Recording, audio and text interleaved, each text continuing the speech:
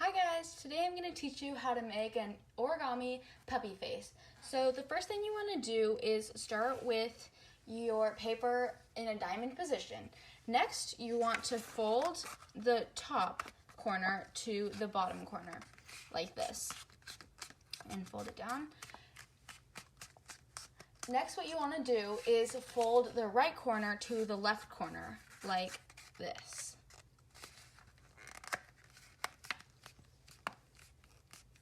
Once you're done with that, you can unfold one side. Next, what you want to do is fold one corner down, leaving a small gap at the top of the middle crease, like this. And then repeat the same thing on the other side. Like this.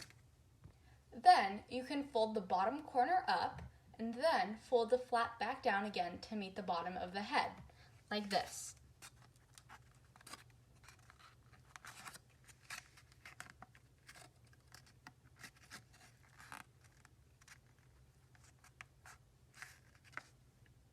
The last step is coloring in the nose and eyes.